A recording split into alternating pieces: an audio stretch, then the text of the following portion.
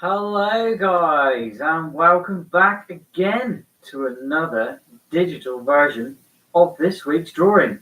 And I'm going to be going live every time when I do the construction lines, guys, but I did put out a post over on Instagram to say to you guys whether you wanted me to record this for better quality or go live. And you did say you wanted me to record this part. But I do like to go live when I do the construction lines, just to have a chat with you guys whilst I'm doing it. So if you are watching live, please don't forget you can leave a comment down below in the live stream today. Or if you're watching back, don't forget to scroll all the way to the bottom, because that's where the comment bar is. But if you're new to the channel, before you've scrolled all the way to the bottom, hit that subscribe button and ding the bell, because there's going to be some more digital art. It will be recorded. At the moment, I am live, so if you want to again leave a comment, feel free to do so. My name is Blut084, BLUT084, Art and Games. I'm here every single day on YouTube, occasionally on Mixer, but every day and night over on Instagram. Like I said, I did leave a post out on Instagram to say, did you want this digital? So not digital, did you want this recorded? Or did you want it live? And like I said, I'm going to be doing the construction lines live. I'm not sure what the quality is, so I'm going to quickly check on what it looks like. Because I've only got one screen at the moment, guys. That's why, if I was to click back over here, you'd see everything that I see. But because I'm using one screen at the moment, one I'm not recording, and that I'm using the camera, which I normally live stream when I do my drawing. Because on a Monday, we do a sketch. On a Tuesday, my mouse isn't working. On a Tuesday, we will digitize. Sorry, no. On Tuesday, we always ink that drawing. And then on Wednesday, we'll colour that in with the Copic markers, pencils, and whatever else I find lying about. That will be handy. Okay, the quality of sound's not too bad. And the visuals aren't too bad either. I think you're getting what I'm looking at. So yeah, what I've done already, like I have in the other pictures. Again, if you haven't checked this out, all of this has been recorded live, so you guys can tune in or just watch back to show how I do it. If you're watching, don't forget that most of these videos are quite lengthy. So if you just want to see certain parts, don't forget to fast forward into the parts that you want to see. And in the future, if you want me to give you a heads up on what I have actually, which parts of what you want to be looking for, ask me and I'll try and do some sort of timestamps to which parts to get to. At the moment, again, I don't edit anything really. I just do everything and I send out everything really raw. And so you can see how I do it. And if I make mistakes, you see why I make those mistakes. And we can always correct them, but digital is so much more easier. I have already done the panels here. Well, you've got the large panel, which is the whole panel here with the whole instant kill part. And then we've got panel 2, which is with the instant kill. As the comic rolls, we've got panel 1, which is this one here. And as you can see, if I roll my cursor over it, you can see they've already put some construction lines. So if I was to turn that off, you'd see what I've done. What I basically do when I do construction lines is go over it with the same ink pen here, as you can see. I'll pop that one up. That's the ink pen that I'll use. You can change the thickness by using the opacity bar up here. So now this is the opacity bar that takes up a shading in it. So if it's too dark, you can turn it down a little bit, but I generally leave it quite dark because it's pen ink. Pen ink basically is the next stage from drawing it in Sketch, and to consider this is the sketch, and now I'm inking it like I would in the inking videos. But again, if you want to change the size of your pen, you use this size pen here. I generally just use either fine line here or a bit thicker. But if I really want thick, then I'll go just up to basic number 1. Shading, I'll be using these here. And again, as always, guys, we've got hundreds of tools to choose from. And from textures to sketch, digital. Sketch, I think, would be more handy if I had a Wacom or something like that with a tablet. I don't have one of those at the moment, as you can tell, because I'm using this screen to do everything. But that your inking effects will be the last video that we'll do. So hit subscribe if you want to see how I do all of that, and erasers and all the digital tools generally in one place here, but not all the ones that you may need or want. I generally, again, just stick to the same tools because I know how they work. So let's turn that panel back on again, because we've already done that panel. So we'll go through different panels so we can use different colors, and eventually if we was to have to change that, we wouldn't have to, say if I was to move it around and use the tools up on the left here, and I would be able to. I'm not going to, because I may not be able to get back in the right place. So I'm going to go to panel 2 and start drawing this panel here. Again, we're going to be listening to another YouTuber. He's something about science. I can't think of the name. Just Science? No, Because Science. He's absolutely awesome, guys. And in the next video, I'll give you a visual up in the top corner here, where you'll see what I'm listening to and what I've been listening to. I probably won't listen to too much MCU or just Spider-Man stuff today, because I've sort of listened to that all in the sketch part of it. But I'm going to get that going, guys, and get on with some construction lines. Again, if you've got a comment, you can leave it in the comment section. Otherwise, thanks for watching. My name's Blut084, BLUT084, Art and Games. This is the Avengers Endgame timeline explained with science.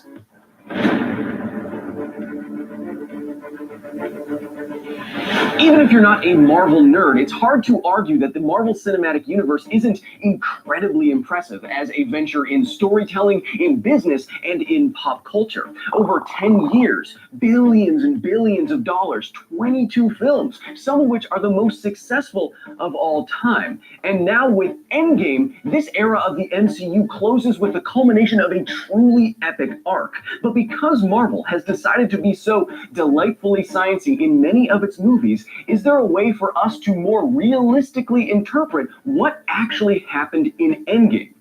Let's figure it out. I guess we're in the Endgame now. Before we get started, we are going to be literally spoiling the entirety of Avengers Endgame. So if you have not seen the movie yet, you absolutely have to turn back right now. Alright, so by the end of Infinity War, Thanos has won, dusting half of the universe in the process. To reverse this terrible deed and to avenge all of those who fell, the remaining Avengers have a plan. Jump into the quantum realm multiple times in order to time travel, steal the Infinity Stones in the past, and undo the snap in the present. It's a mind-bending and satisfying end to a decade-long story.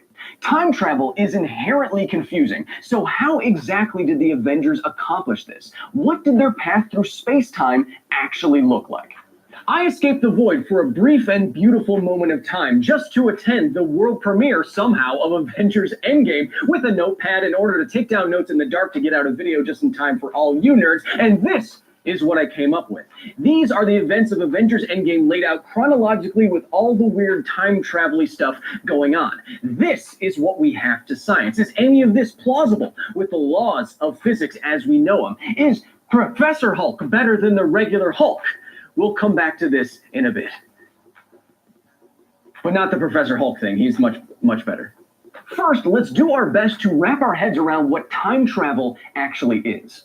From a scientific perspective, traveling to different points in time is like traveling to different points in space, like I just did. If this is a graph of my position, I went from here to here. Now let's add time to the mix. When I took that step, it had to have occurred over some time. And when I trace that path, you can see that I'm taking a path through both time and space. But because we are talking about space-time, we also need some kind of boundary here that would prevent us from going faster and further than light could in the same space-time. This is our light speed boundary. Now, if we add the rest of three-dimensional space, x, y, and z, except we are suppressing z here because we cannot see in 4 dimensions, we can trace every single point in space and time that you could possibly take. And this is what physicists call your world line. Finally, if we rotate our light speed boundary across all of the other dimensions, we get what looks like a cone, what scientists call your light cone. So now we have a world line, which is your entire life history at every point in space and every point in time, and then your light cone, which defines every single point in space-time where you could go or have been. And light cones are what we are going to mess with to travel through time. Oh, hey! The easiest way to travel through time is to go forwards in time. You and I are traveling forwards into the future right now at the blistering pace of 1 second every second. If you want to travel into the future faster than this, you either have to go really, really, really fast, or you have to get near something really heavy. Wow, it's good to have that back. Let's draw our diagram again, and this time assume that we have two individuals, one going really, really fast, and one just standing still as space-time progresses. It's nice to have you back too, buddy. Now, the really, really weird thing is that even though this looks like more time is passing for the person who's going super, super fast, when you go that fast, space-time squishes. Gotta go fast! Once space-time has squished due to her immense speed, you can see that the time that has passed for Captain Marvel from Spider-Man's perspective is actually less than the amount of time that has passed for Spider-Man. This is forwards time travel because from Carol's perspective, she has aged less than the rest of the universe. Now, we've never gone Captain Marvel fast to make significant forward time travel a thing, but we have gone fast enough to see forward time travel effects. Over his over 800 days in space, orbiting the Earth at many kilometers per second, cosmonaut Sergei Krikalev has aged 22.68 milliseconds less than all of us here on Earth. Right now, he is the record holder for time travel. If you get very close to something extremely massive, you can travel forwards in time too. For example, take the ultra-massive and recently imaged M87 star black hole. This is it projected through time. Because extremely large masses can warp space-time in weird ways, your light cone will start to squish and tilt and tip over the closer you get to a black hole. And so time will pass more slowly for you as if you are going ultra-fast. And you can see right here at this exact distance from the black hole, your light cone tips over so much that your world line, the only possible path that it can take is into the black hole, because otherwise you will be violating the light speed boundary. And as far as we know, humans cannot travel faster than the speed of light. I know, I said humans can't travel. Anyway, this actually defines what is called the event horizon, and this is why scientists say at this point, not even light can escape. So the closer you get to a black hole, the less time passes for you relative to the rest of the universe, and you travel forwards through time. You look fantastic for like 70? Traveling to the future is fine and very possible, but it doesn't exactly help you address a certain snap. And going back to the past is a whole different endgame. I'm going to say this right up front, okay? Most scientists who spend their lives thinking about this kind of thing think backwards time travel is probably impossible. There may be some weird hypothetical situations, there may be some weird hypothetical situations or some kind of weird exotic matter that might make these situations more possible, but these explanations themselves are extremely unlikely. All of that being said, though, what if you can make a wormhole that traveled at the speed of light?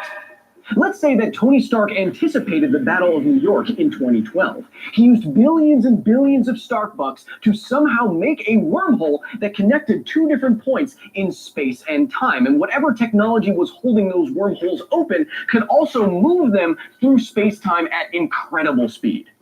Now let's say that he constructed the wormhole in 2008, right after he became Iron Man as some kind of insurance policy. He then spent the next few years accelerating one of these ends at near the speed of light.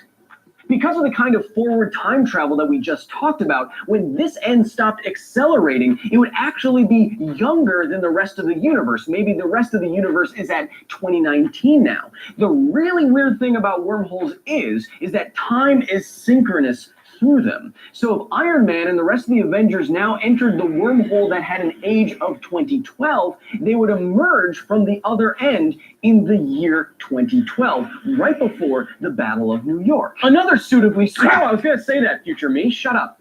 Another suitably superhero-y way to theoretically travel into the past is to construct an infinity tube! It's kind of fitting. In 1974, scientist Frank Tipler proposed a solution to the general relativity equations that would allow for backwards time travel. He theorized a giant rotating tube in space that was infinitely long in each direction.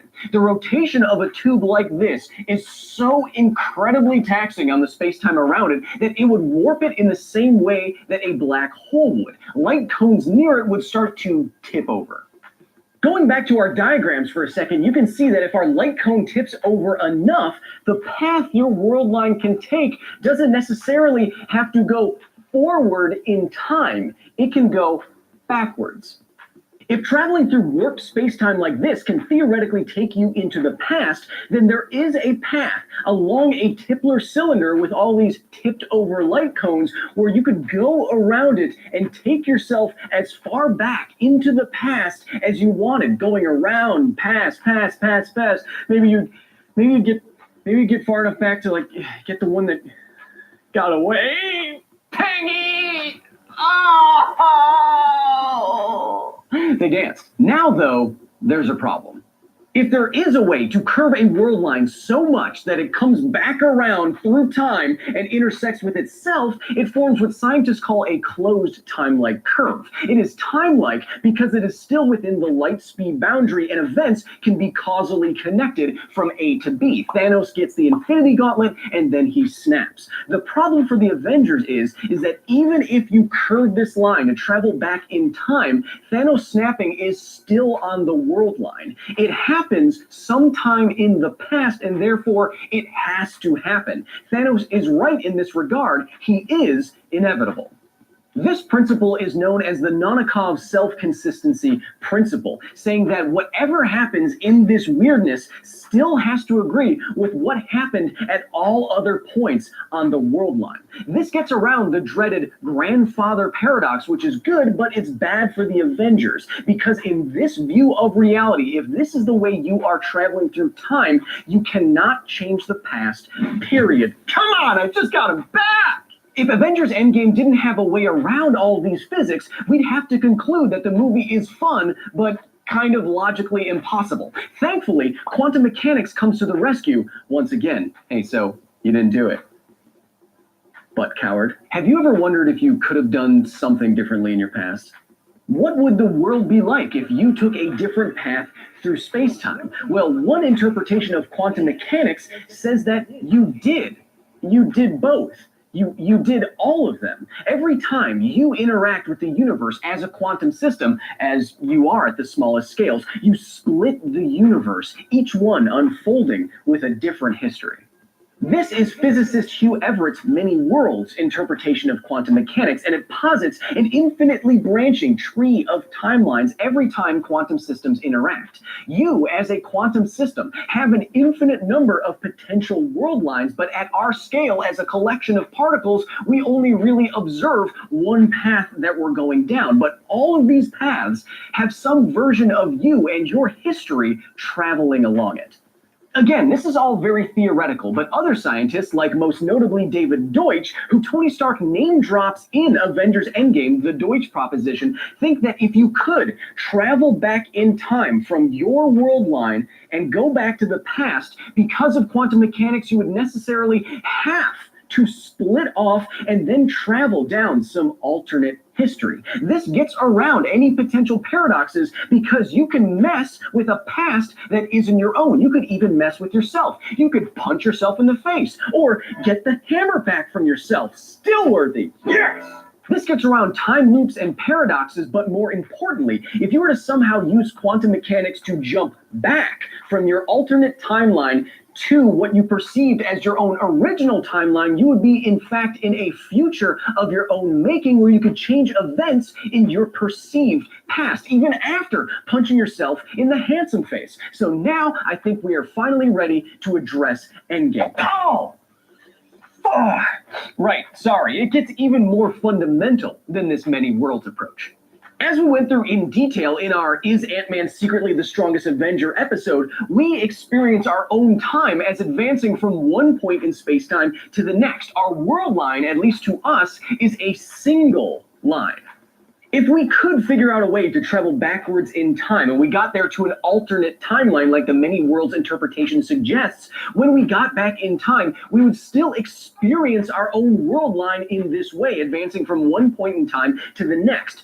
When you go to quantum mechanical scale, though, this solid line reveals itself to be something very different. Literally every single possible path. Hey, buddy, through sorry, I didn't space-time. see your comment there. This was one of legendary physicist Richard Feynman's many great insights, that a quantum particle takes literally every single possible path through space-time, and some of those paths are even, yes, going backwards in time. But when we look at it from our human macro scale, all we see is the single most likely world line. We see the grand rope of time. We do not see all the fibers that weave it together.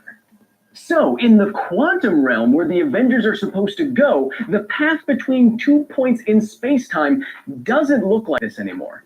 It would look something like this. Between every 2 points in space-time, there are an infinite number of quantum paths that would take you between those 2 points. I've represented it here as circles with decreasing density, saying that traveling from one point in time to another like this, like time travel-wise, would be very unlikely, and the most likely line is the one that we experience through space-time, the straight line. And of course, there would be an infinite number of backwards paths through space-time for a quantum particle between 2 points in space-time as well. My point is that every single point in space and time is linked quantum mechanically. At our scale, you cannot see this infinitude of possible paths. The collection of particles that we are, we only experience the most likely path for those collection of particles, a straight line through space-time. However, if you got down to the quantum scale, you would see everything. The key to all of this is that if you had Ant-Man's Go quantum powers and Tony Stark's intelligence, you might be able to pick any weird, unlikely world line that you wanted to take yourself to a very specific or many specific points in space-time. Say 1 out of 14,605. And I know this is all very, very confusing. And honestly, I haven't wrapped my head around all this fully yet. I have spent, for this episode, 10 hours literally on a phone with a quantum physicist. But keep all this in mind, keep the analogies in mind, and now it is time to address what actually happened in Endgame. Okay, so here's how the Avengers Endgame timeline actually shapes up if they are truly following a quantum mechanical version of time travel. I needed a lot of space. So here is our grand rope of MCU history, a story starting canonically all the way back in the 1940s with Captain America, the first Avenger, and then progressing over 21 different films to the events of Endgame, where somewhere around 2023, the Avengers get time travel, they go back in time, they get the Infinity Stones, they come back, the Hulk snaps, and then Tony snaps, and then people are dusted and undusted, and then Captain America comes back as an old man and makes you cry. Yeah, this is too simple, though, for this film and for quantum mechanics. So now, let's see if we can unravel this rope to see what quantum fibers the Avengers took in terms of world lines to do what we see them do in the film. Okay, so using the infinitude of possible quantum paths, here's what the Avengers actually do. In 2017, when Infinity War is supposed to take place, there is a snap. There's a 5-year time jump, and then there is time travel. From that point, they use the powers of the quantum to take these unlikely world lines back to 2012, 2013, and 2014. From there, they each have their separate missions to grab the different stones, eventually all returning back to this point, while Cap and Tony travel back to the 1970s to grab the Tesseract after it falls out of their hands and into Loki's hands. Oh, I wonder what happened with him. We don't know. And then they also grab more Pym particles. They also jump back to the same amount of time. A brief amount of time later, Thanos, an alternate version of Thanos, and an alternate version of Gamora and Nebula both jump back to this original world line. From there on, Hulk snaps, and then Tony snaps and the movie is more or less over until Captain America returns all the stones. First to 2014, and this is just my interpretation because it would look pretty and make more sense. First to 2014, then jumping back to 2013, 2012, 1970 to return the Tesseract, and then to the 1940s to take an unlikely alternate world line with the power of the quantum to live out a full life with Peggy where things may or may not have happened in the MCU, we're not really sure, and then he returns as old Captain America.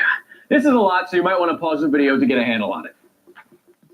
And remember, these are only the various paths the Avengers chose to take using the power of the quantum. In reality, there are literally an infinite number of paths to and from each point on this grand rope of MCU history, from 2012 to 2023, for example, and from 1940 to 1940 plus 5 seconds, and back again. And remember, this is just my quantum mechanical interpretation of what's going on. The timeline of events in some Marvel production office might look very different. However, this approach does theoretically get around all of the closed time-like curve and potential paradox problems.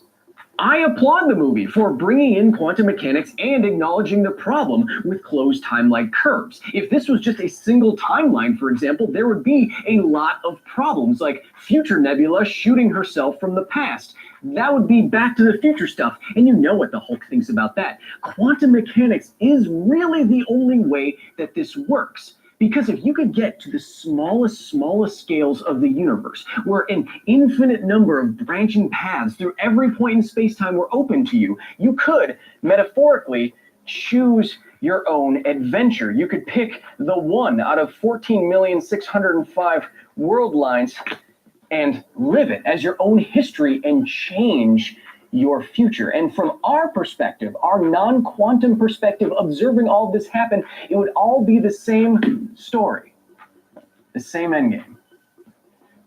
So there you have it. 10 years of the MCU culminates in a surprising way with the quantum physics of time travel of all things. And much of the movie works theoretically if you give it the biggest possible benefit of the doubt, which I think we can do. There's inherent tension in any sci-fi story, and especially in time travel stories, between the narrative that you're trying to tell and the science that you're trying to get right. And sometimes one features more than the other, and that's fine. Endgame was very satisfying for me, and in all seriousness, the MCU has been helping me learn and teach and excite for my entire career. So thank you, Marvel. Yes. Your movie was pretty dang cool. So here's to another 10 years of and because science.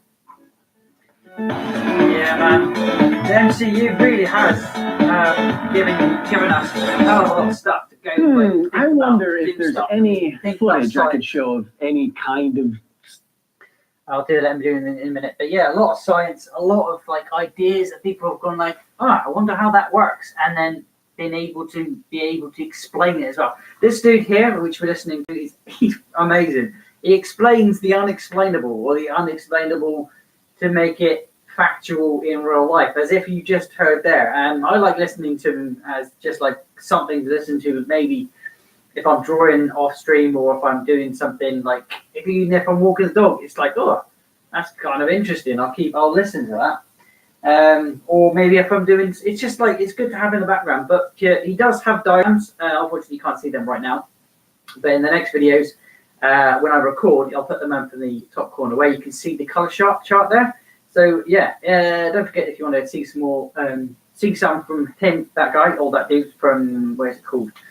Because science, let me know, and I'll leave you a comment down. I'll leave you a link down below. I'm going to save this a minute. Yeah, I'll leave you a link down below if I haven't already. But if you're watching back and you want that link, don't forget to ask me if I haven't put them there. Or they are called Because Science. So go and find them if you like. But if you want me to have a link, then I'll put the one there. So let's recap what I've done so far. We already have done panel 1. Which I showed you there at the very beginning. We've just finished panel 2, and now if I turn off the image, which was from the drawing this week, we're left with just the panels that I've drawn myself. So the construction lines, technically, you're drawing over what you've already drawn, but now they're digital and ready to add color to them when I'm ready to add the color. This probably won't be a colored episode. I'll do all of that when like I said, I'll do all of that when I go and record most of this. We are live now, and I have noticed that we've got somebody called Dragon Bruv or Bravo. He says hello, welcome, and hello to you, my friend. How are you liking? Would you like anything in the background played, or are you happy to watch and continue listening?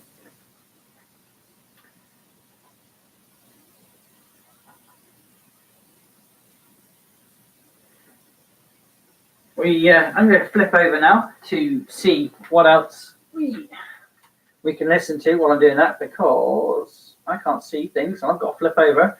Using one screen at the moment. Normally I'll be using two screens, but I'm only using one at the moment, which is very annoying. There it goes. He's just gone on a rift. So let's go. Let's go, Mets.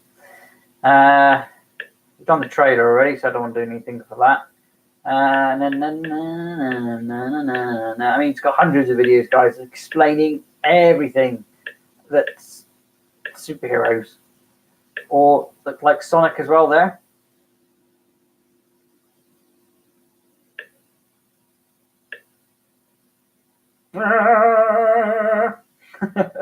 Right, so what do we have?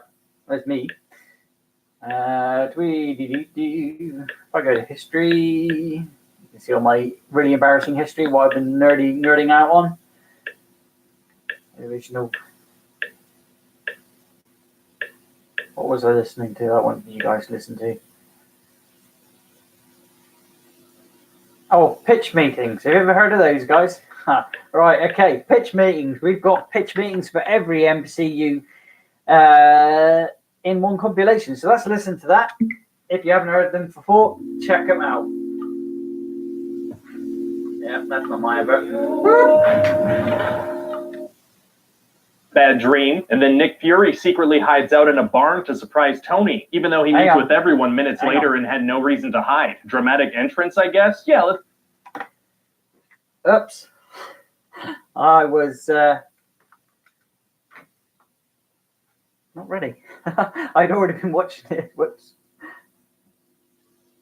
Oh, no. Let's go with that. And what does Thor go up? It's going to be 2 hours, so we might be able to put this in another video.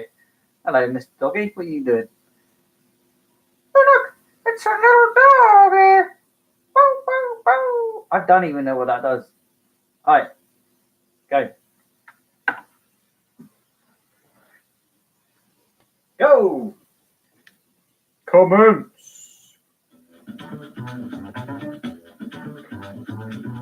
So you have a new superhero script for me? Yes, sir, I do. And it's kind of a sequel to all the movies we've done so far. So there's Captain America, Iron Man, Thor. Oh yeah, Thor's the one where we shot like half his movie in Dutch angles, right? Yeah, what was up with that? Was the tripod broken or something? One of the tripod legs was broken, that's right. I thought so. So who else is there? Well, in terms of superheroes, there's also Hulk, there's Spider-Man, there's... Nope, not him. What? We can't have Spider-Man in there. Oh, how come? Well, we don't have the rights to the character. Ah, crap, that's right. Yeah, so unfortunately, we're never, ever, ever, ever, ever, ever gonna see Spider-Man in a Marvel Studios movie. You all right? What's up? You had like a weird eye twitch or something. You have something in your eye? Yes. There was also a bell noise or something. So what happens in the movie? Well, there's a magic box called the Tesseract that's misbehaving, and so S.H.I.E.L.D. is trying to figure out why. And they're trying everything. I mean, they poke it with a stick and stuff. Oh, poking it with a stick doesn't help? Not at all. And then a portal opens up, and out comes the big scary threat of the movie. Oh, is it a spooky skeleton? No, because that'd be scary. Yeah, but it's not a spooky skeleton. It's actually Loki. Loki from the Tilty Thor movie? I thought that movie ended with him killing himself by jumping into some kind of spatial abyss. Yeah, he's fine now. Oh, that didn't kill him? No, and that's something I'd actually really like to start pushing in Marvel movies, that nobody ever actually dies. That's right. I like it. So how does he survive? Oh, we're barely going to explain it. Works for me. So then Loki uses a scepter to mind control Eric Selvig, the scientist from the Tilty Thor movie, and also Hawkeye. Hawkeye? Oh yeah, he actually ends up being one of the Avengers. What are his superpowers? Oh, he's awesome. He shoots arrows.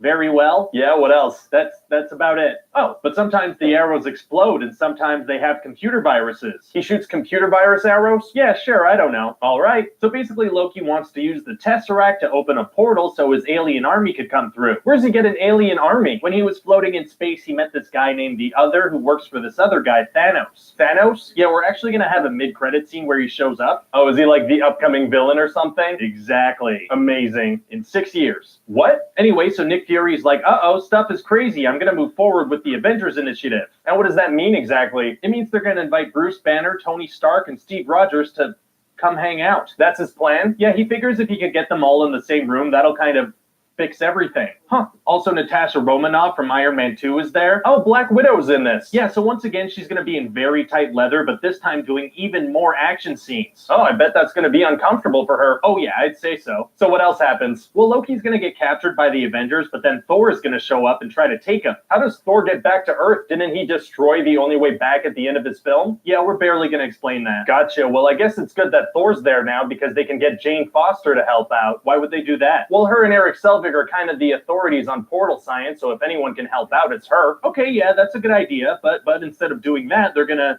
send her off to an island or something. Oh, yeah, she's not even in this movie. It's more of a let's solve things with punching kind of movie. Gotcha. So anyway, Thor and Iron Man and Captain America get into a fight over Loki. And so he escapes. No, he just kind of stands around and waits for them to finish up. Oh, doesn't that make them suspicious? That means he clearly wants to get captured. Yeah, but they still bring him onto the helicarrier thing. Huh. So then it turns out that Loki's plan is to turn Bruce Banner into the Hulk. Oh, well, I guess Bruce wouldn't be stupid enough to get on an airplane if there was any danger of him turning. Well, to be fair, S.H.I.E.L.D. didn't tell him he was going to be on a plane. What? Why? Because it was a fun little surprise. They were like, guess what? This boat's actually a plane. Whoa. That seems wildly irresponsible. Oh, yeah. Huh. And then Loki kills this agent Phil Coulson. Oh, but you said people don't actually die. Yeah, no, I was thinking he could come back for like a spin-off TV show or something. I love it. So now that Agent Coulson is dead, they have something to avenge, and so they become the Avengers. That's right. The awesome thing about that is that that's the title of the movie. And so then a generic alien army come through the portal, and the Avengers punch them for 30 minutes. Punching is tight. Yeah, and then S.H.I.E.L.D. is like, let's nuke the city. What? They immediately resort to nukes. I don't know. Seems drastic. Oh yeah, so then Tony takes the nuke into space and blows up the mothership, which he knew was there for some reason. Amazing. And so then all the aliens die all at once. Why? Well, the ship blew up. Why does that affect them? Because. Okay, and so... yeah, but the portal is still open, right? Is that going to be hard to close down? No, actually, super easy. Barely an inconvenience. What do you mean? Yeah, well, when Eric Selvig was like totally brainwashed, he built in a failsafe, so they just have to poke it with Loki's scepter. How did he manage to do that if he was totally brainwashed? Oh, we're not going to explain that. Huh. So what do you think? Well, it sounds really cool. Yeah, but I think that this many superheroes is kind of crazy. Yeah, I guess, kind of. So in future Marvel movies, let's maybe not go so nuts on the characters? Absolutely. We'll tone it down a notch. They didn't.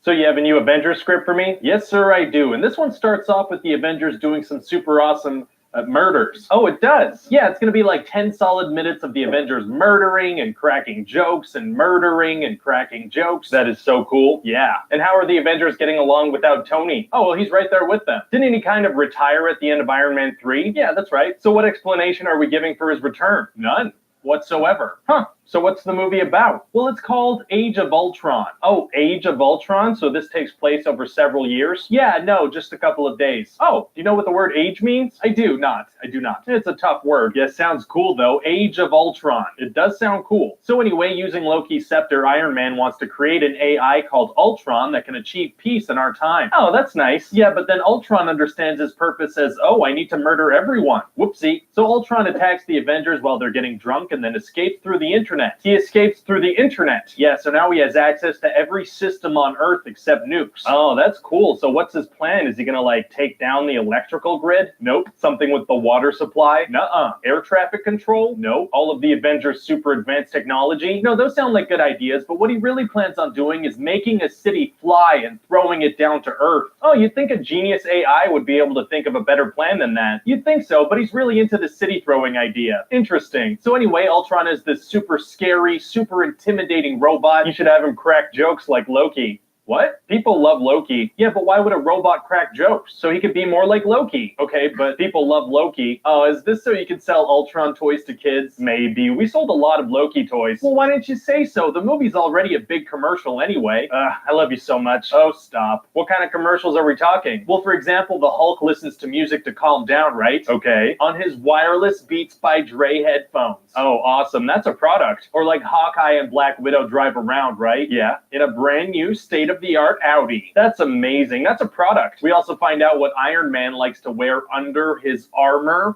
Any idea what brand he wears under his armor? No idea. He wears Under Armour under his armor. You just blew my mind. That's a product. And the movie's not just a commercial for products, it's also a commercial for movies. What other movies? Our future movies. How'd you do that? Well, we're introducing this character named Scarlet Witch that gives people visions. Okay. And so she gives Thor a vision that's a setup for Thor 3. Wow. And she gives Tony a vision that's a setup for Avengers 3. I love it. So what else happens in the movie? Well, after the witch gives people a bunch of visions, she makes the Hulk go crazy, and so Tony has to stop him. How does he manage that? He developed this new super powerful Hulkbuster armor, and so they just destroy a bunch of buildings. Oh, Tony has a suit upgrade, huh? I bet that'll come in handy against Ultron. Yeah, no, he's only gonna use it once. Oh, so anyway, then they all go hide out with Hawkeye's family. What happens there? Well, Natasha and Bruce have a long conversation about how they should have showered together. What? Yeah, they're in love now. Oh, they are? Yeah, I decided that would be a thing. Cute. And then Thor pieces out because he had a bad dream. And then Nick Fury secretly hides out in a barn to surprise Tony, even though he meets with everyone minutes later and had no reason to hide. Dramatic entrance, I guess? Yeah, let's go with that. And what does Thor go off and do? He goes to take a bath with Eric Selvig. Oh, kinky. No, he jumps into a dream puddle and learns about Infinity Stones. Oh, is that a commercial? Commercial for an upcoming movie, that's right. I love it. So anyway, Ultron tries to put himself in a body type thing, but then the Avengers steal it. Oh, they do? Yeah, and then Tony convinces Bruce that they have to do the exact same thing they did with Ultron again. He wants them to redo the thing that created a death robot. That's right. God, is it going to be hard to convince Bruce to do it? No, super easy. Barely an inconvenience. Really? Yeah, he basically says that they're both monsters, and for some reason that convinces him. That was easy. Anyway, so they do the thing again, but this time Thor hits it with some lightning, and that creates a really nice dude named Vision somehow. It's crazy how science works, isn't it? Yeah, I literally don't understand it. Me neither. Also, Ultron is gonna kidnap Black Widow. He's gonna kidnap her. Why wouldn't he just kill her? I don't know, I guess to lure the Avengers over? Wouldn't they have gone anyway if Ultron is lifting a city into the sky? Yeah, you'd hope so. So how does the movie end? Well, you know how in the first Avengers we had them fighting like a generic army of aliens? Yeah. Well, this time we're gonna switch things up a bit. Oh yeah? Now it's gonna be a generic army of robots. Very cool. Also, one of the Avengers is gonna die. What? Which one? Quicksilver. Oh, I don't even know who that is. Yeah, we only introduce him in this movie. I'm not sure that he's actually an Avenger. How does he die? Well, Hawkeye is about to get shot, so Quicksilver uses his super speed to stand in front of the bullets. He has super speed? That's right. Why doesn't he use that to get them out of the way instead of stepping in front of bullets? I don't know. Plus, there's a huge scene earlier where he moves a bunch of people out of the way of a moving train, so he dies. Yeah, and also Tony, Thor, and Vision are all hitting Ultron at the same time, and he starts to die. Amazing. And then they all stop and let him get away. Why?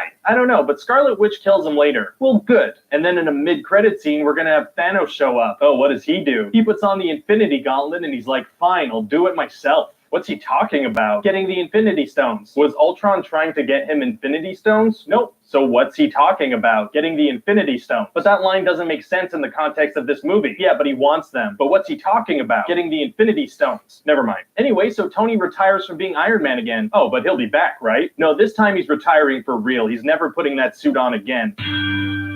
Ooh, how they were wrong. So, you're here to talk about Ant-Man. Yes, sir, I am. Cool, so, do you need your parking validated or something? What? Make sure you pull on the door on your way out, because it looks like a push, but it's actually a pull. Don't you want me to pitch to you? Oh, you're not leaving? I wasn't planning on it. Wow, well, awesome. We had a lot of people leave the project, so I just kind of assumed. Wow, bummer. Yeah, so... you know, please don't leave me. You're my last hope. Sounds good. Please. Okay. So what's the story about? Well, you know how in the first Iron Man movie, there's a character that develops a super suit, and then he's like, oh, this is too powerful to get out. But then a corporate bad guy from the same company wants to sell it and then makes his own evil version of the suit. And so you end up with a big final fight of nice guy super suit versus evil guy super suit. Yeah. So what I'd like to do is that. Well, if it ain't broke, you know, keep doing it till it stops making money. That's what I figured. So tell me about the characters. Well, first of all, there's Hank Pym. He's the one that invented the shrinking technology, and he used to be Ant-Man. How is that technology gonna work? Inconsistently. Oh, yeah, we're gonna say that it reduces the space between atoms so objects keep their mass, but then we're gonna do a bunch of stuff that contradicts that. How so? Well, sometimes Ant-Man's gonna have the mass and force of a full-grown man, but other times he'll be light enough to run on a gun barrel or ride an ant. And Hank Pym is gonna have an actual tank as a keychain, which should weigh about 60 tons. Why so inconsistent? Well, I wanted to do certain things because they would look cool, but then I was like, oh, those totally break the rules that I myself established in the script. Yeah, but then I was like, I don't care. And you did it anyway. And I did it anyway. The rule of cool strikes again. Yeah, so anyway, Hank wants this guy Scott to become Ant-Man and save the world because he can't do it himself anymore. Scott? Yeah, he's this guy that's just getting out of jail. Why does Hank want him? Well, Scott's an amazing thief, like the stuff of legends when it comes to stealing. Why was he in jail? Oh, because he got caught stealing.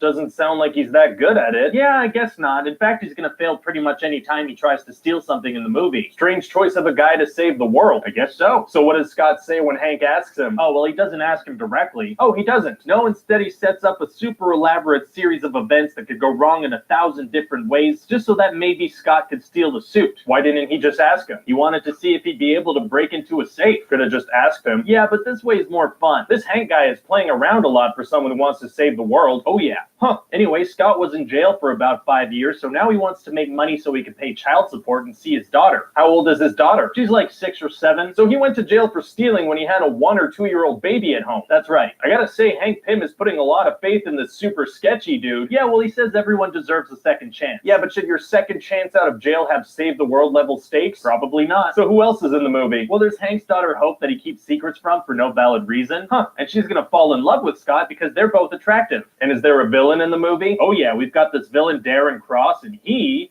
is evil. So what's his deal? I just told you. Oh, yeah, just like a generic evil guy, you know? That's what I'm talking about. So he wants to sell this yellow jacket suit to some evil military types. Right, like an Iron Man. But one of them's not super interested. So Cross is going to use his incomplete shrink tech to turn him into a tiny pile of goo and flush him down a toilet. Jesus, why doesn't he try selling that as a weapon? That's horrifying. He doesn't think of that, I guess. Now, I hate to do this, but is there a way we could kind of tie this movie in with the Avengers? Oh, yeah, super easy. Barely an inconvenience. Oh, yeah? Yeah, I'll just add like a little side quest where Ant-Man has to go get a thing and he'll end up fighting an Avenger. I love it. What Avenger did you have in mind? Well, Iron Man would be cool. Yeah, if you want to double the movie's budget. Oh, does Robert Downey Jr. cost a lot? You're damn right he does. That guy's contracts basically drain money from our bank account. Oh, wow. Did you know that according to his last contract, we have to pay him every time he uses our bathrooms? I didn't know that. Every time he poops in this building, it costs us $1,000. Jeez. Yeah, I mean, not that bad of a deal. Yeah, it's kind of a steal when you think about it. So anyway, how does the movie end? Well, Darren Cross is going to end up figuring out the shrink tech and finishing his suit. Uh-oh. So the team is going to try to steal the technology from him, and it's going to end in this big fight between him and Scott in their little super suits. How's that going to go? Well, despite having no training and never having been in the suit before, Cross is going to be like an expert fighter. Wow. And then Scott's going to go subatomic to kill him. Subatomic? Yeah, like smaller than an atom. But you said the technology works by bringing atoms closer together. Yeah, whatever. Okay. And then Scott's going to be pardoned for all the illegal stuff he did, and he's going to dedicate himself to his family. Yeah, I guess he's not going to want to do anything that would jeopardize being able to see his daughter. That's the last thing he'd do.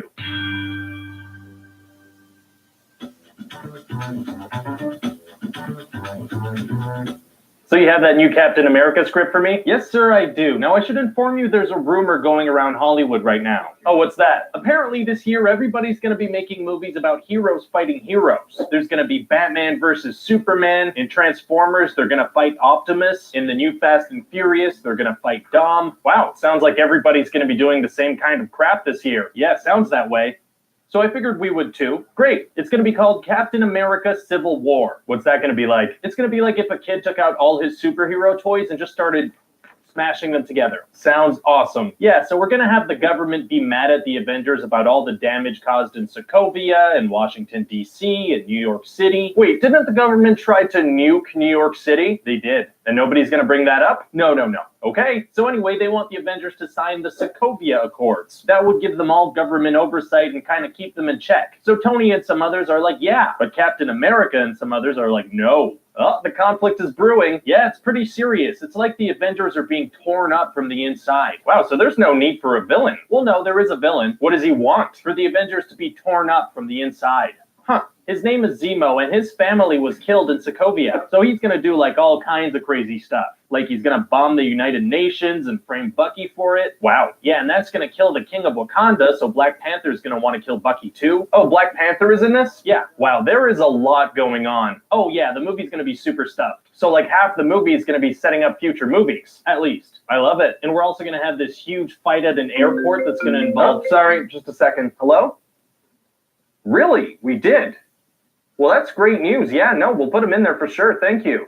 What's up? Okay, so I just got word that we can now use Spider-Man in the MCU. Oh, wow, that's amazing, right? So let's shove him in there somehow. In Civil War? Yeah, we could have Tony recruit him onto his team for that airport fight. Do you think people are going to mind that doesn't make much sense? What do you mean? Well, Tony's whole thing in this movie is about superheroes being more responsible, right? So we probably shouldn't have him recruit an untrained child and throw him into a fight with the world's most powerful heroes and put him in mortal danger. Okay, yeah, no, I see what you're saying. It doesn't make too much sense, but also look at it this way. It's Spider-Man. No, yeah, that's a good point. People love Spider-Man. They do. Oh, and I'm gonna get somebody really hot to play Aunt May. Really? To play Aunt May? Yeah, well, I mean, what two words come to mind when you think of the character Aunt May? I don't know, old lady? Sex symbol, exactly. That's... Okay. Hey, while we're at it, let's throw Ant-Man in here. How would we do that? Just toss him onto Captain America's team. Wasn't his whole movie about not wanting to go to jail and jeopardize things with his daughter? Yeah, pretty much. But we're gonna have him jump onto the side of international fugitives, no questions asked. That's exactly right. Okay. Hey, toss Hawkeye in there too. But he retired to be with his family. Yeah, but here's the thing about that though. I don't care. Gotcha. I mean, if we're gonna overstuff this movie, let's go all out. Yeah, no, fair enough. So what happens at this airport fight? Well, I figure we just give every character a couple of one-liner jokes, maybe one or two fight scenes each, and call it a day. Sounds like a classic Marvel fight. But I was thinking, because, you know, somebody should get hurt during a fight with the world's most powerful heroes, that maybe we kill War Machine at the end. No. No, none of that things having consequences business. Okay, can he be injured, maybe? It just feels like something should happen. Fine, he can get hurt, but he has to be in recovery at the end of the movie. Thank you. But that's it, though. No more consequences. I promise nothing else will have much impact on anything at all. Good. So how does it end? Well, you know that bad guy I mentioned earlier? Yeah. Well, he's going to have this thing where other than a minor hiccup at the beginning, everything's just going to kind of go his way. What do you mean? Okay, so because Natasha released some Hydra files, he knows that something happened in 1991 involving the Winter Soldier. So he tries to find out what it is by interrogating this Hydra dude, but it doesn't work. The hiccup? Right, but from that point on, everything's gonna be super easy, barely an inconvenience. I'm listening. So he decides he needs to interrogate Bucky himself, but Bucky is in hiding. So he bombs the United Nations and frames Bucky to kind of flush him out. Wouldn't being framed just send him deeper into hiding? You'd think so, but it works almost immediately.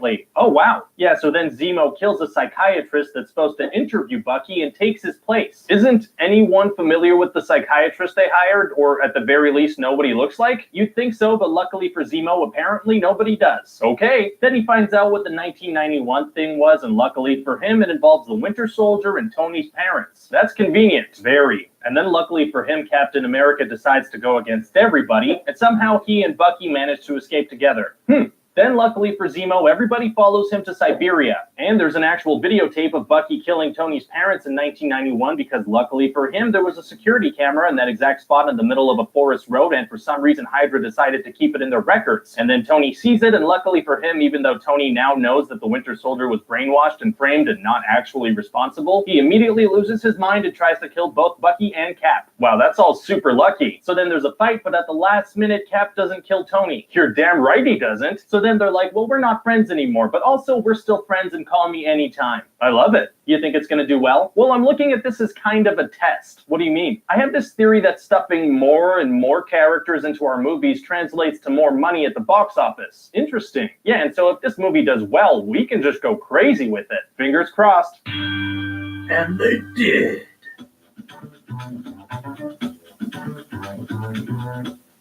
So you have a Doctor Strange script for me? Yes, sir, I do. Great, I'm really excited about this one. I actually already have some actors interested. Oh yeah, who? Benedict Cumberbatch, Chiwetel Ejiofor, and Mads Mikkelsen?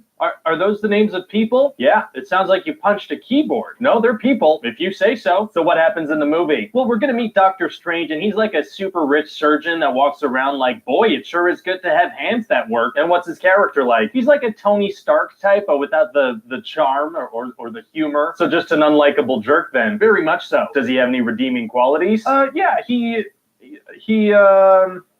No, he's just a jerk. Gotcha. So anyway, he's gonna crash his fancy car because he was checking his phone, and that's gonna lead to the whole plot of the movie. Wow, that's a pretty powerful message for kids and teens. Yeah, that's true. You shouldn't use your phone while driving. But if you do, you'll get to become a superhero. Oh no, that's not really what you'll get to join the Avengers and become a wizard. I'm not really going for that message though. Just be mean to everyone and drive recklessly. You'll learn magic. Okay, so anyway, the accident is going to mess up his hands, and so he's going to become even more unlikable. Okay, so then this guy tells him about these people that helped him heal himself spiritually. So Doctor Strange is like, awesome. That does sound awesome. So Doctor Strange goes to see these people, and they're like, we can help you heal yourself. And he's like, you guys are some goddamn liars up in here. Kind of did a 180 on that one. Yeah, and this dude Mordo is like, forget everything you know. And then Doctor Strange forgets how to breathe and he dies. No, that doesn't happen. Okay, so he doesn't forget everything. No, he remembers how to breathe. Say that then. Okay, so anyway, then this character called the Ancient One punches a ghost out of his chest and then sends him into an iTunes visualizer. So then he believes in all the stuff. Wow. And then characters are going to explain magic to him for about an hour. And is there a bad guy in this movie? Yeah, there's this evil sorcerer named Caecilius. Oh, an evil sorcerer like Voldemort. No, he's nothing like Voldemort. Oh, no, he's just a super powerful magical antagonist with a weird name that went to the same school of witchcraft and wizardry as the protagonist and has an intense obsession with immortality. That sounds like Voldemort. No, this guy has a nose. Oh, he has a nose. Okay, that doesn't sound like Voldemort at all. Voldemort doesn't have a nose. There you go. So what's this guy's plan? Well, he wants to open the dark dimension and let in this evil being named Dormammu. Okay, so he steals some pages from this magic book that let him do that. Why doesn't he just take the whole book? Well, he just needs those pages. Right, but doesn't stealing those specific pages let the good guys know exactly what his plan is? It does. Huh. Also, Doctor Strange is going to use the rest of the book to learn exactly how to save the day. So he really should have taken the whole book. Yeah, or like made photocopies of the pages he needed. This guy's pretty dumb. He's not the brightest. But are there going to be some cool fight scenes? Oh yeah, mind-blowing fight scenes. It's going to be like some raccoons in bathrobes are chasing Doctor Strange through a kaleidoscope. Very cool, but I mean, this guy is super powerful. It's going to be hard for Doctor Strange to fight him. No, super easy, barely an inconvenience. How so? Well, as he's fighting him, he suddenly gets some help from a cape. Capes are tight. Yeah, this is a cool cape with a feisty personality. So does this cape help him fight throughout the rest of the movie? Well, it's going to help him in that scene, and then we're mostly going to forget about it, and he'll just kind of wear it. Fair enough. Also, Doctor Strange is going to get stabbed. Uh-oh, is it bad? It's bad enough that he's going to die on an operating table. Oh my god. Yeah, but then he's going to get zapped with a defibrillator that's going to 100% cure him. Must be a pretty good defibrillator. Yeah, I mean, it completely fixes a fatal stab wound, so I'd say it's pretty good. So how does the movie end? Well, Doctor Strange is going to go see Dormammu and be like, Dormammu, I've come to bargain. Okay. And then he's going to be like, Dormammu, I've come to bargain. Right. And then he's going to be like, Dormammu, I've come to bargain. Then what does he say? Dormammu, I've come to bargain. And then, I don't know the script by heart. Right, of course. But essentially he traps Dormammu in a time loop until Dormammu decides to leave. Well, good. Yeah. So now Doctor Strange can use the time thing to fix all the problems in the MCU. No, he can't. Why not? Because of vague consequences. Oh, that sounds bad. Yeah, it is. So about this Ancient One, yeah? What's that character like in the comics, just so I know for casting? The Ancient One is like this wise old Tibetan monk. Oh, okay, I know just who to get. Oh yeah? Yeah, Tilda Swinton, she'd be perfect. That's not at all what I described. Yeah, well, I don't think anyone's gonna mind. Whitewashing!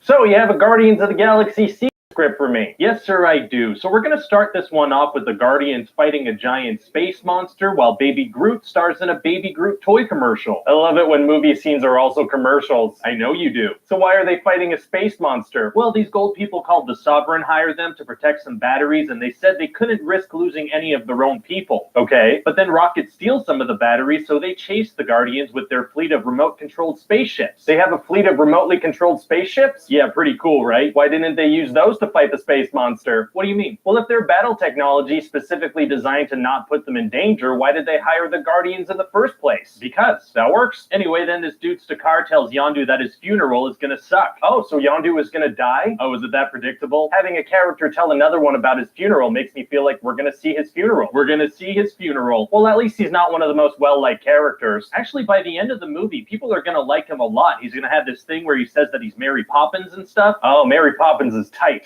Oh, that sounded kind of weird. Yeah, as soon as I said that, it sounded weird. Ugh. So we're actually going to kill off a well-liked character. That's kind of a first for us. Yeah, and it's really going to come as a surprise because all the main characters in this movie are pretty much invincible. Oh, they are? Yeah, they're going to survive so many things that nothing's going to feel like a threat anymore. What kind of stuff are we talking here? Oh, just stuff like crashing their ships, smashing headfirst into rocks, getting crazy beams of whatever go through them, violently hitting trees, getting struck by monster tentacles, being swallowed, traveling through space at dangerous speeds, being literally next to an explosion, getting their ship shot thousands of times. That's a lot of stuff. Oh yeah, it's gonna feel like a cartoon. People like cartoons. Anyway, in this movie, we're gonna have Peter meet his dad, and he's a celestial being named Exposition. His name is Exposition? Oh, no, sorry, it's Ego. I got confused because 90% of his lines are exposition. Wow. Yeah, so he brings them to his planet, which he is, and then he shows them a PowerPoint presentation explaining that he banged Peter's mom. That's kind of weird. Super weird. And so most of the Guardians are going to hang out on Ego for a good chunk of the movie. What are they going to do there? Not much. Huh. But there is this character, Mantis, who's like Ego's servant, and she's like, I have to tell you guys something about Ego, and it's really bad. Oh, that's exciting. Yeah, but then she's not going to tell them for like 30 minutes of screen time. Wow, really stretching this out, aren't you? I am. So what else happens in the movie? Well, I also split up the Guardians so I could stretch it out even more. Smart. So Rocket and Groot and Yondu are being held prisoners by the Ravagers, and then Yondu is going to murder them all with his arrow. The people that were his allies like 2 days prior? Right. Oh, that's so dark. No. There's going to be cool music playing, and it's going to be slow-mo. Oh, that's so cool. Yeah, it's going to be a really fun time. Amazing. Yeah, taking lives while music plays is going to be a really big part of this film. Death is great. Hail Satan. What? So how does the movie end? Well, Ego is going to show Peter another PowerPoint presentation about how he banged a bunch of aliens. Kind of inappropriate. Yeah, and then Mantis is going to reveal that he's been killing all his children because they didn't hold the celestial gene. So she's kind of complicit in that because clearly she knew it was wrong to be killing kids. Yeah, for sure, but I think people are going to like her anyway. It's going to be tough to get people to like a character that's complicit in wide-scale child murders. Actually, super easy, barely an inconvenience. What do you mean? Well, she's going to act super innocent and adorable. Oh, cute. Yeah, she's even going to join the Guardians at the end of the film. That is so sweet. I don't even care about those dead kids anymore. Nobody will. Wow. So anyway, Ego needs Peter's celestial genes to move his plan of expansion across the universe forward. And Peter is into it, but then Ego admits that he killed Peter's mom. Why does he do that? Well, because I needed Peter to find out somehow, and so having Ego just say it unprompted felt like an easy way to do that. Fair enough. So then Peter is devastated and he wants to kill Ego. Yeah, I get it. I mean, finding out that his dad killed his mom, that's going to be a dark moment. You'd think so, but then Ego's going to turn into David Hasselhoff. Oh, undercutting emotional scenes with silliness is our bread and butter. Yeah, feeling emotion sucks. Also, I like that finding out a key fact about his mom's death is what drives the climax. Yeah, I think it might be a first for Marvel, if I'm not mistaken. Yeah, I think it is. I mean, other than Iron Man and Captain America Civil War. Maybe because it's so recent, people won't notice. Maybe. So anyway, then everyone's going to join together and defeat Ego. Wow, how did they manage that? They destroy his brain. Okay, but the fight takes place on a planet that is him. Yeah, he shouldn't really be able to lose. Doesn't sound like he should. But it's not like anyone's going to really look into the science of this, you know? It's just for fun. Right, it's a movie with superpowers and talking raccoons. You'd have to be a real killjoy to check if the science works.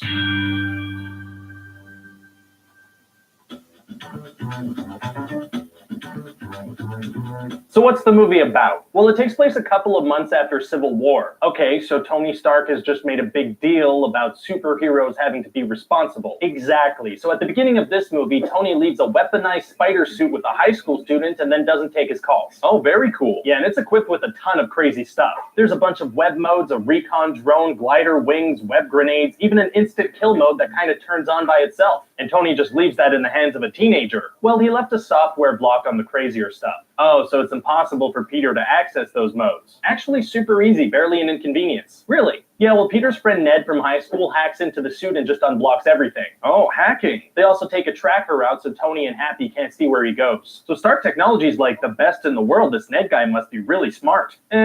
He's not? I mean, I guess technically he is, but we're gonna play him as really dumb. Oh, interesting. Yeah, like in the first part of the movie, he keeps loudly asking Peter super sensitive questions. Oh, that's dumb. Yeah, you'd think that would be a no-brainer for anyone, right? And he's able to hack Stark tech. He is, so Peter has access to a bunch of functionalities. Interesting. Yeah, and it was really fun to write, because whenever I didn't know how to solve a problem in a scene, I was like, oh, well, maybe the Stark suit has a mode to solve this. That's smart. Yeah, and when that didn't work, I just have Iron Man swoop in and save the day. People like Iron Man. They do. Oh, that reminds me, the suit has a Jarvis interface, so we might have to get Paul Bettany back if possible. Oh, actually, we can't do that. How come? Well, he's transformed into Vision now. Oh, that's right. I can see if his wife is available. Jennifer Connelly, yeah, perfect. Great. So does this movie have a villain? Because I'd like to start casting ASAP. It does. He's called the Vulture. The Vulture. So kind of like he's like a bird man. A bird man. Okay.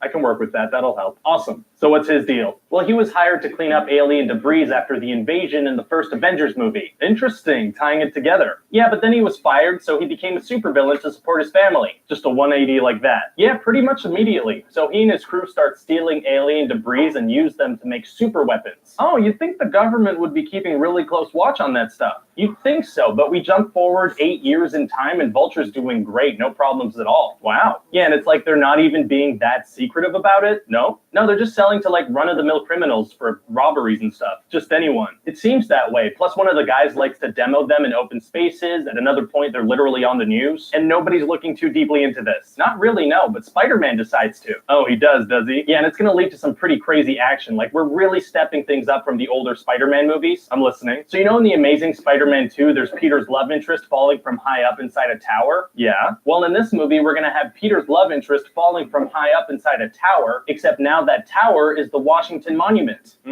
What's wrong? I think that's a mistake. It is? Yeah, I do.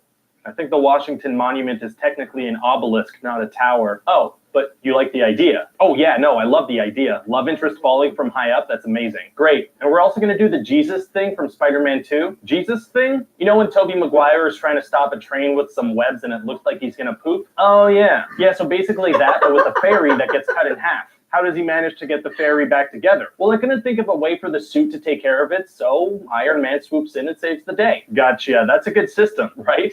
It made this so easy to write. So what's the climax of the movie? Oh, so Happy Hogan is having a bunch of super dangerous and valuable stuff shipped for Tony. He does that even though there's this big bad guy flying around stealing dangerous and valuable stuff? Yes, he does. So I guess he's gonna have some pretty crazy security on that shipment. No, he puts it on a plane and sets the plane to autopilot. That's it? Oh, it's invisible. Does that help? No. How did the Vulture and his team learn so much about the plans to ship this stuff? Oh, we're not going to explain that. Oh, that's a gutsy move, because some people might consider that lazy writing, but I know you're just trying to keep some mystery. I like it. Yes, because of the mystery. That's why I did that. And how does the movie end? Well, Tony had taken Peter's suit away because he went after the Vulture, which was reckless. Right. And at the end, he offers him a new suit because he went after the Vulture, which was brave. Okay, so Spider-Man ends the movie with an even better suit. Actually, no, that's a pretty big moment. Go on. Tony offers him this amazing Iron Spider suit, but he's like, no thanks. Oh, wow. Yeah, it's a huge character moment. I like that, right? It sends the message of like, I don't need Iron Man. Exactly, by not taking the suit, it's like, I am my own person. Yeah, and I think the decision to not get in the suit is really gonna define the character moving forward. I love it.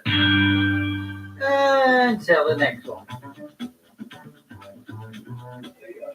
Okay, so tell me about this Thor script. Right, so it's called Ragnarok. Bless you. No, Ragnarok basically means the apocalypse on Asgard. Oh, what's wrong? It's just that it sounds pretty dark and we're looking for kind of a lighter tone here. Oh no, this is a straight up comedy. It is? Yeah, literally any moment that could potentially be a little dramatic is either turned into or followed by a joke. So you can't really take anything seriously at all. Not really, no. Perfect, because we have a comedy director we really want to work with on this. Who's that? Taika Waititi? Bless you. That's not... Never mind. Oh, so tell me about the new direction you're taking the Thor character in. Right, so what I did was take Chris Hemsworth from Thor, okay. Then I took Chris Hemsworth from Ghostbusters, right. And I kind of just squished them into one character. Amazing, so he's a lot dumber now. Oh yeah, he's a lot dumber. Like the movie starts with him talking to a skeleton. Oh, like as a joke? Kinda, but there's also nobody else around, so it's like, who's he doing this bit for? So it just comes across as dumb. Exactly, so it's like either Thor is very stupid or it's a really lazy joke that doesn't actually make sense in the scene. It's not the second one, is it?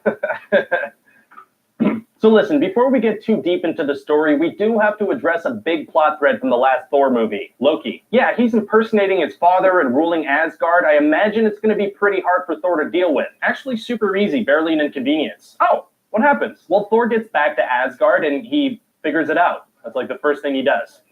Taken care of, just like that. So tell me about the story. Right, so the main villain in the movie is called Hela, and she's the goddess of death. Okay, now the main complaint about our movies is that the villains are kind of flat and one-dimensional, so what's Hela's deal? Oh, you're gonna like this. Basically, Hela's deal is that she is evil. Oh, that's good. Yeah, she's like super evil. Very, very evil. Sounds like the perfect villain. Yeah, she wants to take over Asgard, so she does. She does that. Very evil. And she's really strong, so she does it pretty easily, too. Like, she kills Thor's best friends like it was nothing. Oh, but Thor's gonna be devastated. You'd think so, but we're never gonna see him react to it, or like even find out, because that would be dramatic. Yeah, I really can't overstate how much potential drama we're gonna avoid here. That's what we want. Like in the middle of a spaceship battle, they're gonna talk about orgies. Great. Thor's whole relationship with Jane is like a throwaway joke now. Oh, she was important too. Yeah, super important. Wow. Also, Bruce Banner probably dies, but it's like really funny. Wait, Bruce Banner is in this? Oh yeah, I didn't tell you. The Hulk is like a big part of this movie. Interesting. Yeah, but instead of being a scary monster now, he's like a moody baby. A moody baby. I love it. Yeah, he talks like one and everything. Hey, that's what the people ask for. Is it?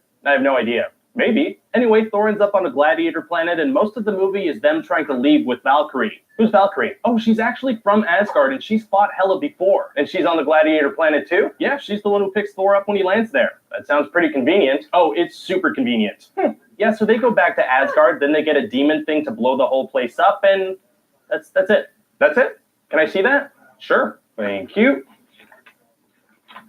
Most of these pages are empty. Yeah, well, when I was writing, they were playing a Whose Line Is It Anyway marathon on TV, so I got a little distracted. Great show. But it got me thinking, why don't we just let the actors come up with a lot of this stuff and just kind of end every scene with Thor getting zapped unconscious? Oh, improv. I love it. Yeah, and it should be fun, too, because you know how most movies have, like, one character that's the comic relief to break the tension? Mm-hmm. That's going to be, like, every single character in this movie. Everybody. Yeah, like, there's a character who's a pile of rocks. Funniest guy in the film. Hey, there's a page here that just says Goldblum. Oh, yeah, there's a character called Grandmaster that I didn't really know how to develop. Oh, so you want me to get Jeff Goldblum to come be Jeff Goldblum. Yeah, I figured that would take care of that. That's smart. I'll see what I can do. Also, you'll see there's a page in there that just says the word cameo. Yep, I just thought it'd be really fun to have a super, super famous person show up for, like, no reason at all. For no reason at all. Exactly, so people in the audience will be like, hey, isn't that... Why is he in this? I know just the guy to call. Awesome.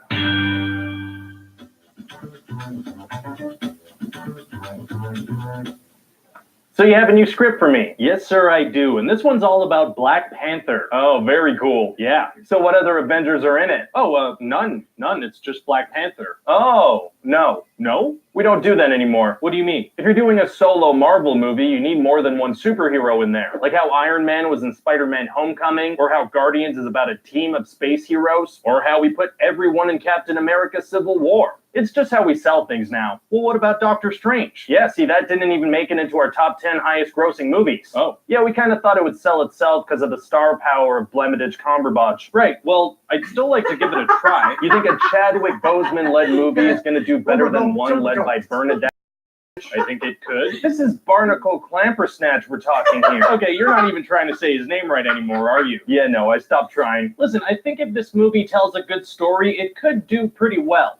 All right, so what's the story? Well, T'Challa goes home to Wakanda now that his dad is dead and he's the Black Panther. Ah, and Captain America and Bucky are there. No, they're not. You have to mention them. We showed them there at the end of Civil War. Seriously? Mm-hmm. Okay, I'll throw Bucky in a post-credit scene, I guess. Yes, awesome. So we're good now? Oh yeah, now we're gonna be able to sell this movie. Really? Yeah, now we have that Sebastian Stan star power, so we're good. Well, great. So anyway, for T'Challa's coronation where he becomes Black Panther, he has to drink this thing that takes away his Black Panther powers. Wait, he already has the powers? Yeah, he had them in Civil War. Right, but we're saying he's about to become Black Panther because his dad died. That's right. And to do that, they have to make him not Black Panther anymore? How does that work? Yeah, we're not really gonna explain that in the movie. Oh, but we will explain it in a Black Panther prelude comic, so if fans want to know more, they can pay me money. Exactly. Money is tight. Oh, are you having money problems? No. What? You said money was tight. It is tight. Okay, so anyway, T'Challa has to go through this ceremony where people can try to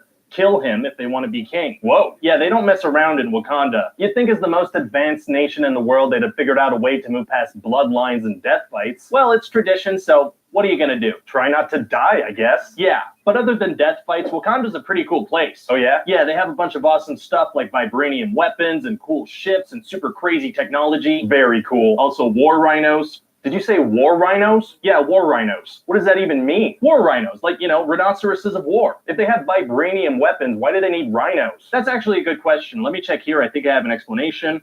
Yeah, because it's awesome. It sounds kind of silly. It's awesome. Yeah, but okay, look, I didn't want to have to do this, but if you don't let me put war rhinos in this movie, I'm going to go on a tweet storm of Infinity War spoilers, so help me God. You wouldn't. I want those rhinos. Okay, look at me. Put the phone down. We'll put the rhinos in the movie. Great, thanks. So what else happens? Well, there's this dude named Claw who stole a bunch of vibranium from Wakanda back in the day and killed a bunch of people and then never aged. Okay. And we see him and this guy Killmonger steal an artifact from a museum that nobody knew was actually made of vibranium. How come they know it's made of vibranium? Because. Okay. And so Claw goes to Korea to sell this vibranium to an American buyer. Where does Killmonger go? Oh, well, he goes away for a good chunk of the movie. Mysterious. So the Wakandans find out about this deal and they see it as their chance to finally capture Claw. Oh yeah, get some sweet justice. Right, and this guy Wakabi's parents were killed by Claw back in the day. So T'Challa tells him, my man, I'm definitely gonna capture this guy for you. You have my word. I promise. This is gonna happen. I'm gonna do this for you. I swear to God. So that's obviously not gonna work out. Yeah, no, it doesn't work out. What happens? Well, they do capture Claw, but then Killmonger shows up and helps him escape. Ah, Killmonger's back. Yeah, it turns out he had his own evil plan going on this whole time. Oh, what's he planning? His plan is to kill Claw and bring him to Wakanda to show that he's better than T'Challa. And I imagine it's gonna be hard for him to get into Wakanda. No, actually super easy. Barely an inconvenience. Really? Yeah, he's just gonna kind of walk in and then immediately run into Wakabi. Oh, that is convenient. Yeah, I mean, the very first person he runs into is the one that would have the most emotional response to seeing Claw's body, so that works out well for him. But I guess T'Challa can just diffuse the whole situation by explaining what happened. You'd think so, like, hey Wakabi, we did capture Claw, but this guy Killmonger attacked the holding cell with explosives. Right, that would diffuse things. Yeah, for sure. Anyway, he doesn't do that. Oh, okay. And as it turns out, Killmonger is T'Challa's cousin, and his dad was killed by T'Challa's dad. Uh-oh. So he challenges him to a death fight and throws him off a waterfall. Whoa. And so Killmonger becomes king, and he wants to send vibranium throughout the world to help oppressed people rise up and— Wait, hold on. What are you doing? What's up? You're kind of developing this villain a lot. Yeah, I guess. Well, that's not really what we do here. Right, but maybe we could, you know, try that. You're crazy, man. All right, well, we'll give it a shot. You're nuts. So anyway, T'Challa was being kept alive by this tribe called the Jabari. And so he's like, hey, help us come reclaim the throne. And they're like, no. Harsh. Yeah, and then T'Challa goes back and there's a huge fight between everyone. Very cool. And right when it seems like everything's gonna go wrong, the Jabari tribe shows up to help. Oh, good thing they suddenly changed their mind at the exact right moment. Yeah, it's a pretty sudden and great change of heart with millisecond precise timing. And how does it end? Well, then T'Challa and Killmonger have a CGI cat fight and Killmonger dies. Wait, are you saying there's a final fight full of CGI where the hero fights a bad guy who has similar powers? Yeah, I guess so. Now that is a Marvel third act. I love it. So you think it'll do well? Well, we kind of have to make this movie to set up Infinity War, but based on what you've told me, no, I don't think it's going to do well at all.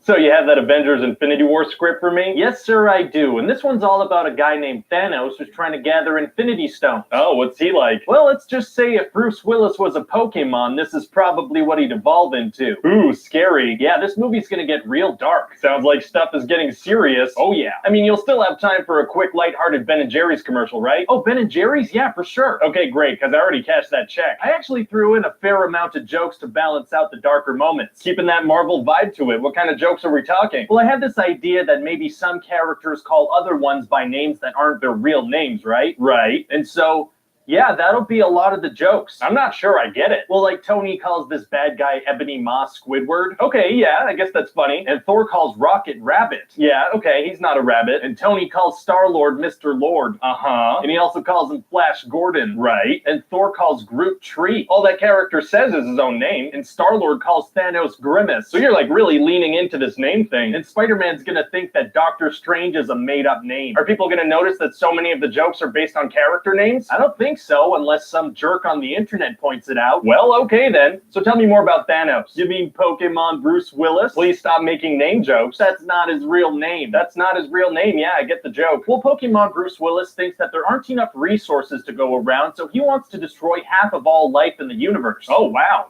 Does that include, like, plants and animals? I don't know. Probably not, because those are natural resources. What if there are planets where there are just plants and animals? I don't know. Maybe half of them die in those cases? What if there's a planet where there's, like, 1 million animals and one dude? I don't know. Would half the animals die, or would half that dude die? I don't know. Would his left side just go limp or something? I mean, I'm hoping people don't think about Thanos' plan this much. It's just something he wants to do real bad. Okay, it's more of a shut your brain off and enjoy kind of thing. Done and done. Anyway, Gamora's like, well, Thanos can't get the Soul Stone because I'm the only one who knows where it is. Okay, so she goes into hiding? No, she goes directly to him. What? I mean, she tells Star-Lord to kill her if Thanos manages to grab her. Still, that seems pretty irresponsible. Oh yeah, very much so. Huh, and Thanos has the Reality Stone, so he easily grabs Gamora from the Guardians. What does he use the Reality Stone for? More bubbles than you'd expect. Oh, bubbles are tight. But essentially, he can make whatever he wants become reality, so like Drax and Mantis turn into Slinkies and stuff. Well, that's game over, right? If he can turn everyone into Slinkies, that's game over. Yeah, he can literally alter reality. Wow, but he's not really gonna do it that much. Oh, why not? Because, fair enough. Yeah, so is Doctor Strange gonna use the Time Stone to save the day like at the end of his movie? No, he's not. How come? Because, fair enough. Yeah, here's the thing. Based on the powers we've established for everybody, there's probably a lot of ways they could bring down Thanos. Yeah, it feels like fans are gonna point all of those out online. That's right, and that's why I included a scene I like to call Shut the hell up, everyone. Oh, I like the sound of that. What is it? We're gonna have Doctor Strange look into the future and say that out of 14 million outcomes, he only sees them winning one. Oh, very smart. Yeah, so anytime someone online tries to criticize the movie, somebody else will chime in like, well, it probably had to happen that way because that's the only way Doctor Strange saw them winning. Exactly. Shut the hell up, everyone. There you go. So what else happens in the movie? Well, some of the characters blast a hole in a ship and Ebony Maw goes flying out into space. But then he flies back like Mary Poppins? No, I thought of that, but then I was like,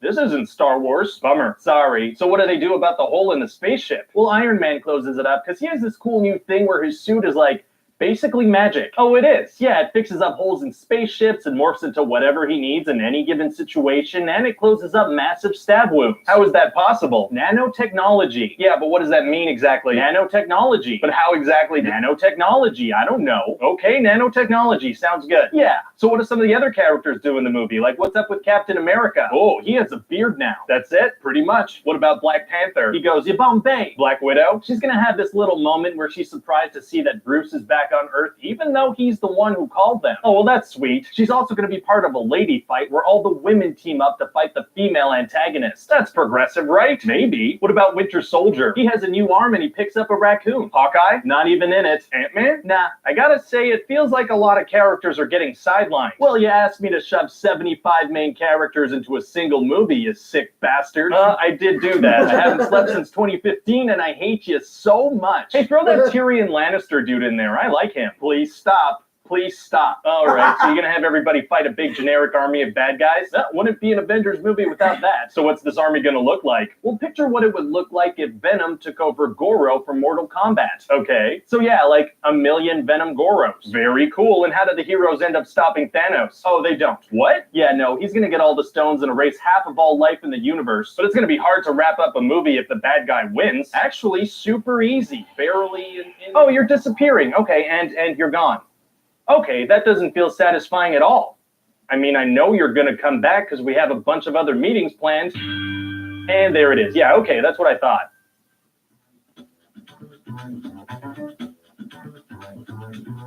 So you have a new superhero script for me? Yes, sir, I do. And it's kind of a sequel to all the movies we've done so far. So there's Captain America, Iron Man, Thor. Oh yeah, Thor's the one where we shot like half his movie in Dutch angles, right? Yeah, what was up with that? Was the tripod broken or something? One of the tripod legs was broken, that's right. I thought so. So who else is there? Well, in terms of superheroes, there's also Hulk, there's Spider-Man, there's... Nope, not him. What? We can't have Spider-Man in there. Oh, how come? Well, we don't have the rights to the character. Ah, crap, that's right. Yeah, so unfortunately, we're never, ever, ever, ever, ever, ever gonna see Spider-Man in a Marvel Studios movie.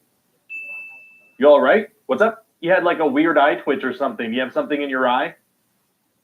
Yes. There was also a bell noise or something. So what happens in the movie? Well, there's a magic box called the Tesseract that's misbehaving, and so S.H.I.E.L.D. is trying to figure out why. And they're trying everything. I mean, they poke it with a stick and stuff. Oh, poking it with a stick doesn't help? Not at all. And then a portal opens up, and out comes the big scary threat of the movie.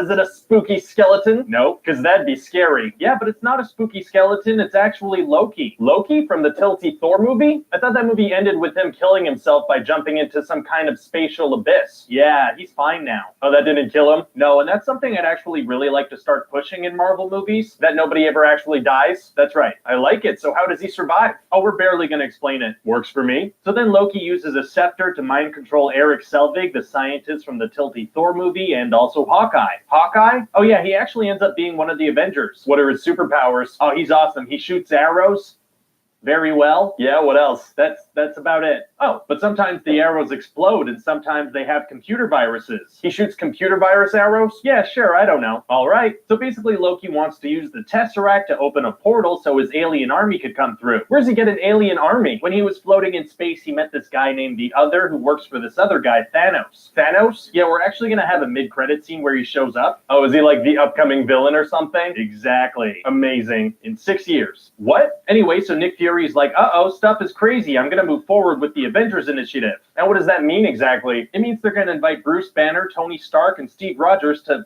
come hang out. That's his plan? Yeah, he figures if he could get them all in the same room, that'll kind of fix everything. Huh. Also, Natasha Romanoff from Iron Man 2 is there. Oh, Black Widow's in this. Yeah, so once again, she's going to be in very tight leather, but this time doing even more action scenes. Oh, I bet that's going to be uncomfortable for her. Oh yeah, I'd say so. So what else happens? Well, Loki's going to get captured by the Avengers, but then Thor is going to show up and try to take him. How does Thor get back to Earth? Didn't he destroy the only way back at the end of his film? Yeah, we're barely going to explain that. Gotcha. Well, I guess it's good that Thor's there now because they can get Jane Foster to help out. Why would they do that? Well, her and Eric Selvig are kind of the authorities on portal science, so if anyone can help out, it's her. Okay, yeah, that's a good idea, but instead of doing that, they're gonna send her off to an island or something. Oh, yeah, she's not even in this movie. It's more of a let's solve things with punching kind of movie. Gotcha. So anyway, Thor and Iron Man and Captain America get into a fight over Loki. And so he escapes. No, he just kind of stands around and waits for them to finish up. Oh, doesn't that make them suspicious? That means he clearly wants to get captured. Yeah, but they still bring him onto the helicarrier thing. Huh. So then it turns out that Loki's plan is to turn Bruce Banner into the Hulk. Oh, well, I guess Bruce wouldn't be stupid enough to get on an airplane if there was any danger of him turning. Well, to be fair, S.H.I.E.L.D. didn't tell him he was going to be on a plane. What? Why? Because it was a fun little surprise. They were like, guess what? This boat's actually a plane. Whoa. That seems wildly irresponsible. Oh, yeah.